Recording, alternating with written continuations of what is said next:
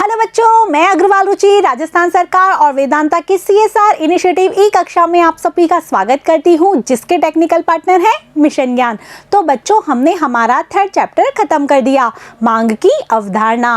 अब आगे बढ़ते हैं हम हमारे 4th चैप्टर की तरफ, जिसका की नाम है मांग की कीमत लोच। बच्चों, एक बात यहाँ ये ध्यान रखने लायक है कि हम जो भी चैप्टर्स पढ़ रहे हैं तो एक चैप्टर दूसरे चैप्टर से बिल्कुल इंटरकनेक्टेड है, क्योंकि अभी हमने 3rd लेसन पढ़ा मांग की अवधारणा।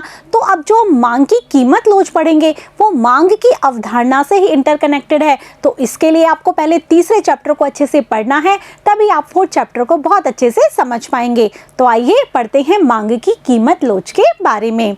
बच्चों, मांग की कीमत लोच क्या होती है? हमने 3rd चैप्टर में क्या जाना था? मांग के नियम के बारे में पढ़ा था कि किसी भी वस्तु की कीमत में कमी होने से उसकी मांग मात्रा में वृद्धि हो जाती है, और किसी भी वस्तु की कीमत में वृद्धि होने से उसकी मांग मात्रा में कमी हो जाती है। अर्थात कीमत और मांग मात्रा में ऋणात्मक संबंध पाया जाता है, विपरीत संबंध पाया जाता है। और मांग वक्र कैसा होता है? ऋणात्मक ढाल का। कुछ याद आया ना? तो हमने ये तो जान लिया कि कीमत में कमी होने से मांग मात्रा में वृद्धि होती है, या कीमत में वृद्धि होने से मांग मात्रा में कमी होती है, लेकिन हमें क्या ये पता है कि कितनी कीमत में परिवर्तन हो, जिसके फलस्वरूप कितना मांग मात्रा में परिवर्तन होता है? तो इसकी गणना हम किसके द्वारा करते हैं? मांग की कीमत लोच के द्वारा। लोच का नाम सुनते ही आपको रबड़, इलास्टिक याद आता है ना, कि वो कितना लचीला होता है। तो ये इसी से रिलेटेड है कि कीमत में कितना परिवर्तन हो, जिसके फलस्वरूप मांग मात्रा में कितना परिवर्तन हो। इसी की गणना करते हैं हम मांग की कीमत लोच में। तो आइए देखते हैं, यही लिखा हुआ है यहाँ पर कि मांग मात्रा व कीमत में प्रतिलोम संबंध होता है। मांग के नियम में हमने ये पढ़ ही लिया था। कीमत में परिवर्तन से मांग मात्रा में कितना परिवर्तन होगा, इसका ज्ञान किसके द्वारा होता है? मांग की कीमत लोच के द्वारा। कितना तो हम कीमत में परिवर्तन हो रहा है, उसके फलस्वरूप मांग मात्रा में कितना परिवर्तन हो रहा है, इसकी गणना की जाती है मांग की कीमत लोच के द्वारा।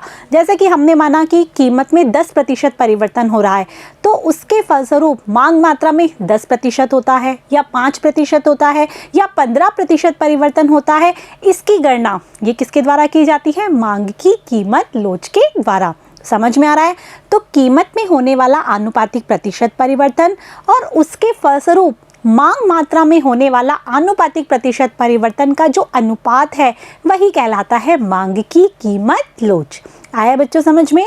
यही यहाँ लिखा है कि किसी वस्तु की कीमत में आनुपातिक परिवर्तन के फलस्वरूप मांग मात्रा में होने वाला आनुपातिक परिवर्तन मांग की कीमत लोच कहलाता है।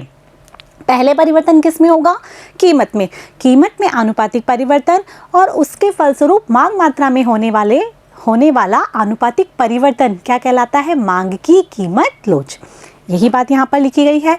या तो आप आनुपातिक लिख लीजिए या फिर आप प्रतिशत लिख लीजिए, बात एक ही है। इन दोनों का जो अनुपात है वही कहलाता है मांग की कीमत लोच। यहाँ पर हम इसका पूरा किस तरीके से हम इसका समीकरण बनाएंगे, किस तरीके से हम इसका फॉर्मूला डिराइव करेंगे, ये सारी बातें यहाँ पर लिखी गई है। तो हमारा सूत्र क्या बनता है कि पहले होता है कीमत में आनुपातिक परिवर्तन और उसके फलस्वरूप होता है मांग मात्रा में आनुपातिक परिवर्तन। तो इन दोनों का अनुपात क्या हो गया? मांग की कीमत लोच, जिससे कि हम ईडी होता है इलास्टिसिटी ऑफ डिमांड, मांग की कीमत लोच। ठीक है, आप बच्चों इसको ईपी भी लिख सकते हैं, क्योंकि ये प्राइस इलास्टिसिटी है, दोनों ही सही है। ठीक है, तो यहाँ पर क्या है? मांग मात्रा में आनुपातिक परिवर्तन बटे में कीमत में आनुपातिक परिवर्तन। तो ये हो गया आपकी मांग की कीमत लोच का सूत्र। मैंने आपको क्या बताया था? आप आनुपातिक भी लिख सकते हैं और आप प्रतिशत भी लिख सकते हैं। तो इसका ये सूत्र ये भी बन सकता है कि मांग में प्रतिशत परिवर्तन बटे में कीमत में प्रतिशत परिवर्तन। आपको ये चीज़ ध्यान में रखनी है कि जो पहले परिवर्तित होता है वो कहाँ आएगा? नीचे आएगा, और जो बाद में परिवर्तन होता है वो ऊपर आएगा। तो यही है, पहले प्रतिशत परिवर्तन किस में हो रहा है? कीमत में। पहले कीमत में ही तो परिवर्तन होता है, उसी के फलस्वरूप तो मांग मात्रा बदलती है। तो कीमत में प्रतिशत परिवर्तन नीचे आएगा और मांग मात्रा में प्रतिशत परिवर्तन ऊपर आएगा। ठीक है बच्चों, यहाँ तक समझ में आया? अब इसका फॉर्मूला कैसे डिराइव करेंगे वो देखते हैं। तो बच्चों, मांग में जो प्रतिशत परिवर्तन होता है वो क्या होता है कि मांग में कितना तो परिवर्तन हुआ और प्रारंभिक मांग मात्रा कितनी थी, मांग में प्रतिशत परिवर्तन क्या होता है? मांग मात्रा में कितना तो परिवर्तन हुआ और प्रारंभिक मांग कितनी थी। समझ में आया? ऐसे ही कीमत में प्रतिशत परिवर्तन क्या होता है? क्या होता है कि कीमत में कितना परिवर्तन हुआ बटे में प्रारंभिक कीमत कितनी थी। दिख रहा है? यही है, कीमत में परिवर्तन कितना हुआ और प्रारंभिक कीमत कितनी थी। हमने इसी सूत्र को पूरा ब्रॉड करके लिख दिया है कि मांग में प्रतिशत परिवर्तन क्या होता है कि मांग मात्रा में परिवर्तन बटे में प्रारंभिक मांग मात्रा। भाग किसका देंगे इसमें? कीमत में परिवर्तन और प्रारंभिक कीमत का। ठीक है, अब इसको हम लिख लेते हैं उसके द्वारा, सिंबल्स के द्वारा, कि मांग मात्रा में परिवर्तन को हम लिखेंगे डेल्टा क्यू। हम डेल्टा के बारे में पहले भी बात कर चुके हैं। डेल्टा का अर्थ क्या होता है? डेल्टा का अर्थ होता है परिवर्तन। ठीक है, तो यहाँ पर क्या है परिवर्तन? डेल्टा क्यू, कि क्यू में कितना परिवर्तन होता है, मांग मात्रा में परिवर्तन बटे में प्रारंभिक जो मांग है उसको लिखेंगे क्यू से, भाग कीमत में परिवर्तन डेल्टा पी बटे में प्रारंभिक कीमत पी। को समझ में आ रहा है? आपको ये डिराइव करना अच्छे से आना चाहिए ताकि कि आपकी समझ बढ़ सके और इससे रिलेटेड जो भी क्वेश्चन आते हैं आप उनको सॉल्व कर सके।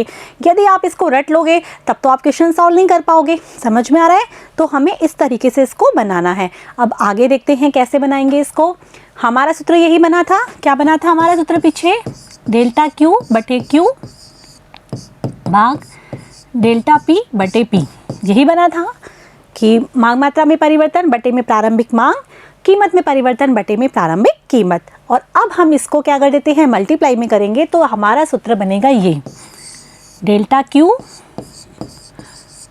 बटे Q multiply P delta P. पढ़ा होगा आपने छोटी क्लासेस में कि जैसे ही हम यदि डिवाइड के जो सिंबल है उसको यदि मल्टीप्लाई करते हैं तो ये जो इधर वाली जो डिजिट होती है वो क्या हो जाती है? उल्टी हो जाती है। तो ये हो गई पी बटे में डेल्टा पी, और फिर हमने इसके द्वारा डेल्टा क्यू और डेल्टा पी तो एक साइड कर दिया और पी बटे क्यू एक साइड कर दिया। तो ये हमारा सूत्र बन गया। ये सूत्र आपको अच्छे से याद रखना है। ये है मांग की कीमत लोच का सूत्र, जो कि हम आगे जब मांग की कीमत लोच की विधियाँ पढ़ेंगे, मांग की कीमत लोच की विभिन्न विधियाँ हैं, उसमें एक विधि है आनुपातिक या प्रतिशत विधि। हमने अभी भी तो यही पढ़ा कि मांग मात्रा में होने वाला आनुपातिक प्रतिशत परिवर्तन बटे में कीमत में होने वाला आनुपातिक या प्रतिशत परिवर्तन। तो उसमें भी हम यही वाला फॉर्मूला पढ़ेंगे और इसी फॉर्मूले के आधार पे आपसे कई तरह के सवाल भी पूछे जाते हैं जिन्हें आपको सॉल्व करना है।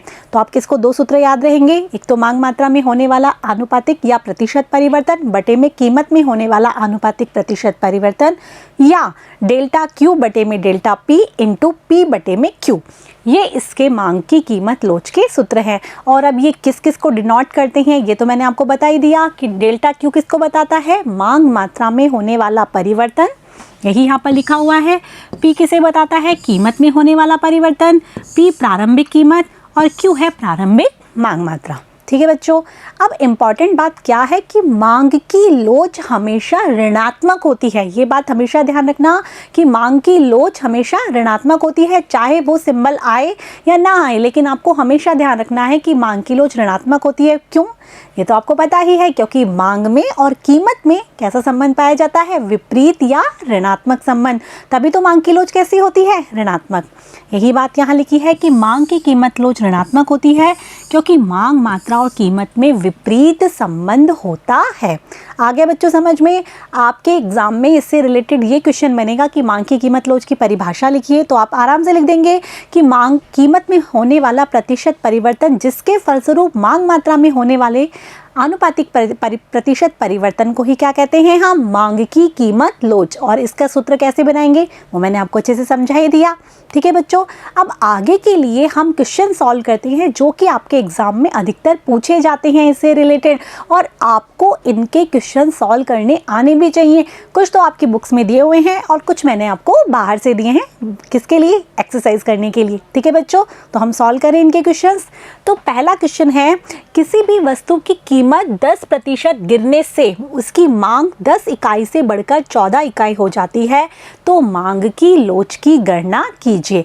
आपको यहाँ पर एक चीज़ ध्यान रखनी है कि हमें जो भी गणना करनी है, मांग की कीमत लोच की गणना करनी है, अभी हमने वही बात की है, तो हमको उससे रिलेटेड जो भी चीज़ है उसको पहले अपने दिमाग में अच्छे से फिट कर लेना है कि किससे क्या परिवर्तन हो रहा है, और चाहे तो आप उसको साइड में लिख सकते हैं। जैसे यहाँ पर है किसी वस्तु की कीमत में 10% गिरने से, 10% गिर रही है क्या कीमत, तो कीमत में प्रतिशत परिवर्तन तो आपको यहाँ पर दे ही रखा है। अब मांग मात्रा में आपको प्रतिशत परिवर्तन नहीं दे रखा है, तो वो आपको क्या करना होगा, निकालना होगा। कैसे निकालेंगे कि प्रारंभिक मांग तो दे रखी है हमारी 10, और अब बढ़कर कितनी हो गई है Q से, वो Q1 14। समझ में आ रहा है, पहले 10 मांग रहे थे, अब जैसे कीमत में कमी हुई तो कितनी हो गई, वो 14, अर्थात कितना परिवर्तन हुआ इसमें, 4। तो ये 4 क्या हो गया हमारा, डेल्टा Q। आ रहा है बच्चों समझ में, तो 4 हमारा हो गया मांग मात्रा में होने वाला परिवर्तन। अब हमने पढ़ा था कि मांग मात्रा में होने वाला परिवर्तन बटे में प्रारंभिक मांग, वो, और उसको यदि हम 100 से मल्टीप्लाई कर दें तो क्या हो जाएगा, वो मांग में प्रतिशत परिवर्तन हो जाएगा ना। तो डेल्टा Q क्या है हमारी, 4, और प्रारंभिक मांग कितनी है, 10, Q हमारी 10 ही है ना। चाहे तो हम इस फॉर्मूले को लिख सकते हैं डेल्टा Q बटे में Q इंटू 100, ऐसे निकालते हैं हम मांग मात्रा में प्रतिशत परिवर्तन। प्रतिशत है इसलिए इसको हमने 100 से मल्टीप्लाई कर दिया, ठीक है। तो 4 बटे में 10 मल्टीप्लाई 100 कितना हो गया, 40। तो समझ में आ गया 40 क्या हो गया, ये प्रतिशत। तो कहने का मतलब है कि हमने देखा था कि कीमत में 10% क्या हुई है, कमी, तो उसके फलस्वरूप मांग मात्रा में 40% क्या हुई है, वृद्धि हुई है। ठीक है बच्चों, समझ में आ रहा है। तो इस तरीके से अब हमारे सामने फॉर्मूले से हमने क्या निकाल लिया, कीमत में प्रतिशत परिवर्तन निकाल लिया, मांग मात्रा में प्रतिशत परिवर्तन निकाल लिया। अब हमको क्या निकालनी है, मांग की कीमत लोच। तो आपके दिमाग में फटाफट से फॉर्मूला क्लिक कर गया, क्या था हमारा फॉर्मूला, मांग मात्रा में प्रतिशत परिवर्तन बटे में कीमत में प्रतिशत परिवर्तन, यही था हमारा फॉर्मूला। तो आपको फॉर्मूला लिखना है। उसके बाद हमारा मांग मात्रा में कितना है, 40, और कीमत में प्रतिशत परिवर्तन कितना है, 10%। तो 40 में यदि हम 10 का भाग देंगे तो कितना आएगा, 4। तो हमारी मांग की लोच कितनी आ गई यहाँ पर, 4। अब बच्चों एक चीज़ यहाँ ध्यान रखना है, वो हम आगे भी पढ़ेंगे। यदि मांग की लोच 1 से अधिक होती है तो इसका मतलब क्या हुआ, लोचदार है, और 1 से कम है तो बेलोचदार है। इसके बारे में हम आगे अच्छे से पढ़ेंगे, लेकिन हम यहाँ पर लिख सकते हैं कि यहाँ मांग की कीमत लोच लोचदार है क्योंकि 1 से अधिक है। ठीक है बच्चों, समझ में आ गया वाला क्वेश्चन। ये वाला क्वेश्चन करने में मेरे हिसाब से तो अब कोई गलती नहीं होगी। कुछ नहीं करना, आपको पहले मांग में प्रतिशत परिवर्तन निकालना है, कीमत में प्रतिशत परिवर्तन आपको दे ही रखा है, फिर उन दोनों को क्या कर देना है, डिवाइड कर देना है। इस तरीके से क्या आ जाती है हमारी मांग की कीमत लोच। ठीक है, अगला क्वेश्चन देखते हैं हम। अगला क्वेश्चन क्या है, जब कीमत 7 रुपये से बढ़कर 10 रुपये हो जाती है। जो भी चीज़ आपके सामने लिख रखी है आपको हाथों हाथ उसको साइड में मिनिमाइज करके लिख लेना है। तो किसी वस्तु की मांग 6 इकाई से क्या हो जाती है, 4 इकाई हो जाती है। तो हम यहाँ मिनिमाइज करके लिख लेते हैं P और Q। कीमत 7 रुपये से बढ़कर कितनी हो गई, 10 हो गई। तो वस्तु की मांग 6 इकाई से गिरकर कितनी हो गई, 4। विपरीत संबंध पाया जाता है ना। अब हमको ज्ञात करनी है मांग की कीमत लोच। तो लिख ले हम हमारा फॉर्मूला। आपको याद होना चाहिए कि ED बराबर डेल्टा Q बटे में डेल्टा P। बहुत इजी फॉर्मूला है, P बटे में Q। ठीक है, अब आपको ये जो चीज़ें आपके सामने लिखी गई हैं उसी को आपको इसमें फिट बैठाते रहना है कि डेल्टा Q अर्थात मांग मात्रा में परिवर्तन कितना हुआ है, 6 से 4 अर्थात -2, 2 इकाई घट गई है। डेल्टा P कितनी हुई है, 7 से 10 अर्थात 3 कीमत बढ़ गई है। अब इसमें है P अर्थात प्रारंभिक कीमत कितनी है, 7, और प्रारंभिक मांग मात्रा कितनी है, 6। हो गई सारी चीज़ें फिट, कुछ लगा ही नहीं, फटाफट से हो गई फिट। अब आपको क्या करना है, इसको सॉल्व कर लेना है। तो 2 से ही कट गया, 2 3 6। ठीक है, और कुछ यहाँ पर कटने वाला है नहीं, तो यहाँ हो गया 7 बटे में 9 -7 बटे में 9। अब हम इसके अंदर इसका भाग लगाएंगे तो कितना आएगा, यदि हम 9 में 70 9 में भाग लगाते हैं तो 9 × 54 और 9 × 63, तो 0.77 ऐसा कुछ आएगा माइनस में। ये तो मैंने आपको बता ही दिया था कि मांग की कीमत लोच हमेशा क्या होती है, माइनस में होती है। तो -0.77 ये हमारी यहाँ पर आएगी मांग की कीमत लोच। ED बराबर यहाँ पर ही बराबर कर देते हैं और यहाँ माइनस लगा देते हैं, -0.77। अब मैंने अभी आपको क्या बताया था, यदि 1 से ज़्यादा आ रही है तो लोचदार, 1 से कम आ रही है तो बेलोचदार। तो माइनस पॉइंट में आ रही है अर्थात 1 से कम है, तो यहाँ लिख देंगे मांग की कीमत लोच कैसी है, बेलोचदार। आगे बच्चों समझ में, इसमें तो आपको लगा, मुझे नहीं लगता कुछ समझ में आने लायक कुछ चीज़ है, क्योंकि आपको सामने आपका फॉर्मूला है, आपको इसमें से देख देख के सारी चीज़ें फिट करनी है, और फिर भी आपको समझ में नहीं आ रहा है तो आप वीडियो रिवाइंड कीजिए और दोबारा समझ लीजिए। ठीक है बच्चों, अब अगले क्वेश्चन की तरफ चले, क्योंकि जितनी एक्सरसाइज आप करेंगे उस हिसाब से आपको क्वेश्चन अच्छे से समझ में आएंगे। डिफरेंट टाइप के क्वेश्चन सॉल्व कीजिए ताकि कि आप इसको अच्छे से सॉल्व कर सकें। ठीक है, अगला क्वेश्चन देखते हैं कि x और y वस्तु में किसकी मांग अधिक लोचदार है। तो मैंने आपको क्या बताया कि 1 से कम है, 1 से कम है तो अर्थात बेलोचदार है, 1 से अधिक है तो लोचदार है। और 1 से कम हो या 1 से अधिक हो, फिर भी हम दोनों का कंपैरिजन करके ये तो बता सकते हैं ना कि जिसकी अधिक है वही क्या है, लोचदार है।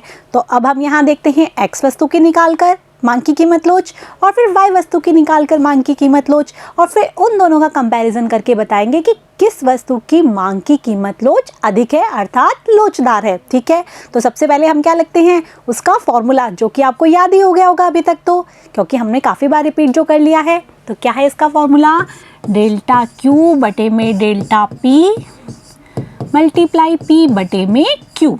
ठीक है बच्चों, तो हम यहाँ पर अब देखते हैं कि कीमत 3 से बढ़कर हो गई है 4, जिसके फलस्वरूप मांग मात्रा घटकर 120 से घटकर हो गई है 95। तो अब डेल्टा Q अर्थात 120 से 95 हो गई है, मतलब 25, घट के कितनी हो गई है, 25, माइनस लिख देते हैं, 3 से 4 अर्थात 1 बढ़ी है, इनटू प्रारंभिक कीमत कितनी है 3, और प्रारंभिक मांग मात्रा कितनी है 120। ठीक है बच्चों, अब इसको हम आगे सॉल्व करते हैं। पहले हम इसको 5 से काटते हैं, 5 25, और यहाँ आ गया 24, 3 एकम 3, 3 अठे 24। तो यहाँ आ गया हमारा 5 बटे 8, वो भी कैसा, माइनस में, यह माइनस है। और मैंने आपको पहले ही बता रखा कि मांग की कीमत लोच हमेशा कैसी होती है, ऋणात्मक होती है। तो अब हम इसके अंदर भाग देंगे तो हमारा आएगा पॉइंट में 50 हो जाएगा, तो 8 6 का 48, और फिर 20 बचे 625 माइनस में। तो यहाँ पर हमारी मांग की कीमत लोच कितनी आई, -0.625। ठीक है, अब हम इसी तरह इसकी निकालते हैं। कीमत 12 से घटकर कितनी हो गई है 10, तो मांग मात्रा बढ़कर 740 से कितनी हो गई है 750। तो प्रारंभिक जो हमारी मांग मात्रा में परिवर्तन कितना हुआ है 10 का, और कीमत में कितना हुआ है -2 का। प्रारंभिक कीमत कितनी है 12, तो प्रारंभिक मांग मात्रा कितनी है 740, 0 से 0 कट गया, 2 एकम 2, 2 6 12, 2 3 6, यहाँ पर हमारा आएगा 37, अर्थात 3 बटे में माइनस। ठीक है, अब इसमें हम इसका भाग देंगे तो लगभग 30 से तो 0.0, फिर इसमें आएगा 0.08। ठीक है, तो यहाँ पर आया 0.625, यहाँ आया 0.08। तो अब आप दोनों में कंपैरिजन करके बताइए कि किसकी ज़्यादा लोच है कीमत की। तो किसकी लोच है, x वस्तु की, 0.625 है ना, इसीलिए ये ज़्यादा है, इसलिए 0.625, अर्थात x वस्तु की कीमत लोच अधिक है किसकी तुलना में, y वस्तु की तुलना में, अर्थात x वस्तु अधिक लोचदार है। ठीक है बच्चों, अब अगला सवाल देखें हम इसी क्रम में।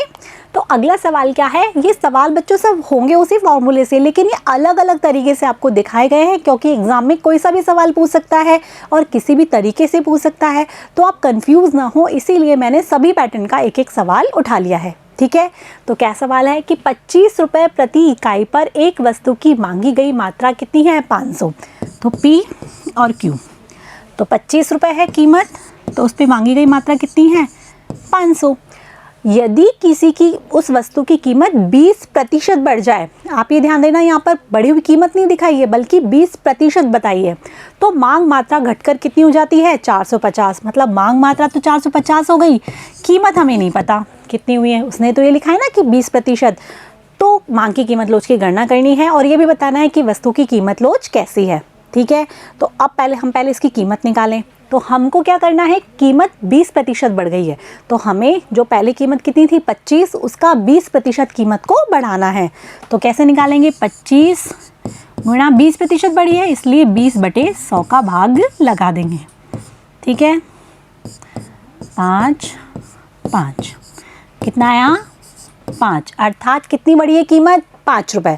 पहले कीमत कितनी थी? 25 और उसमें 5 रुपये और बढ़ गई है, तो वर्तमान कीमत कितनी हो गई? वर्तमान कीमत हो गई हमारी, पहले 25 थी और 5 रुपये बढ़ गई, 20% बढ़ी है ना। 25 + 5 कितनी हो गई? 30। समझ में आ गया? तो यहाँ पर ये जो हमने क्वेश्चन मार्क लगाया था उसकी जगह हम यहाँ पर लगा देते हैं अब 30। ठीक है बच्चों, ये चीज़ तो आपको समझ में आ गई कि 25 से कीमत बढ़कर कितनी हुई है? 30। तो मांग मात्रा घटकर कितनी हो गई है? 500 से 450। अब हम इसकी क्या निकालते हैं? मांग की कीमत लोच, हमारे उसी सूत्र के अनुसार। सूत्र क्या है हमारा? डेल्टा Q बटे डेल्टा P बटे Q। तो डेल्टा Q कितना है?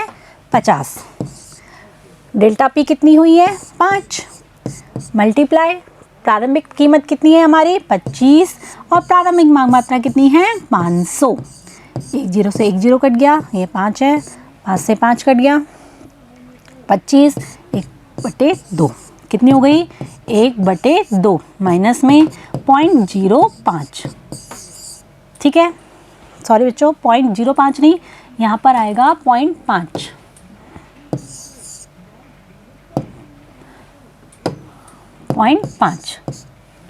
ठीक है, तो यहाँ पर आपको समझ में आ गया कि 0.5 माइनस में ये हमारी यहाँ पर कीमत लोच है। अब 0.5 कीमत लोच है अर्थात 1 से कम है, अर्थात मांग की कीमत लोच कैसी है? क्वेश्चन में ये भी पूछा है ना, आपसे जो भी पूछा जाए उसका आंसर आपको प्रॉपरली देना है, अदरवाइज नंबर कट जाएंगे इसके। तो -0.5 आ गया, अर्थात वस्तु की कीमत लोच कैसी है? बेलोचदार, क्योंकि 1 से कम है इसलिए कैसी हो गई? बेलोचदार।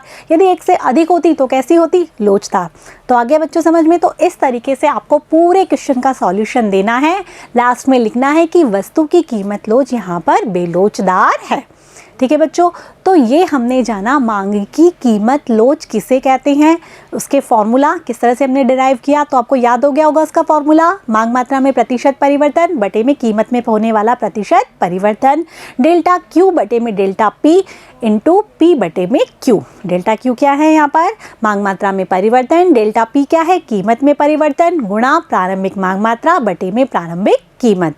ये थी मांग की कीमत लोच की परिभाषा और उसका सूत्र, और हमने बहुत सारे सवाल पढ़कर ये जान लिया कि किस तरीके से मांग की कीमत लोच निकाली जाती है।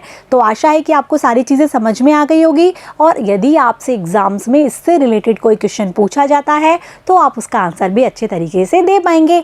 अब अगले पार्ट पे हम जानेंगे कि मांग की कीमत लोच की श्रेणियाँ क्या होती हैं।